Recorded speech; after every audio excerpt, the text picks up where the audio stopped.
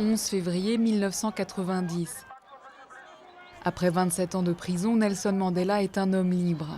Très vite, il donne le ton, pas de revanche contre les Blancs et le régime d'apartheid qu'il a toujours combattu, mais une volonté de réconciliation.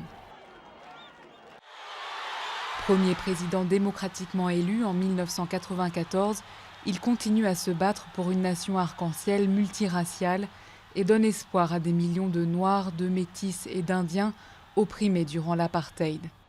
Aubrey Machiki, lorsqu'il était enfant, a vu son père se faire battre par un contrôleur de train.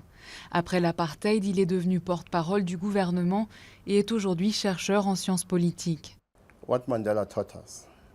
Mandela nous a appris que nous pouvons dépasser nos haines et travailler ensemble pour le bien commun. Mais l'Afrique du Sud, première puissance économique du continent, connaît encore d'importantes tensions. En août dernier, la police a tiré sur des mineurs en grève qui demandaient des augmentations de salaire. 34 d'entre eux ont été abattus à Marikana.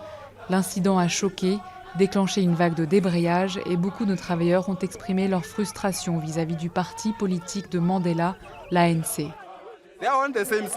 Ils sont tous du même côté. Ils nous ont tourné le dos, même l'ANC. La violence de la police, la corruption des hommes politiques et le chômage ont déçu beaucoup de Sud-Africains.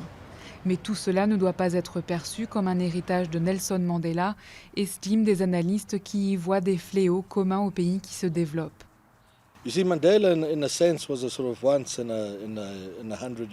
Mandela, d'une certaine façon, c'était une exception incroyable. Penser que l'Afrique du Sud allait émerger ce niveau de gouvernance, cette attitude, ce rôle dans la politique internationale, c'était avoir des attentes bien trop élevées.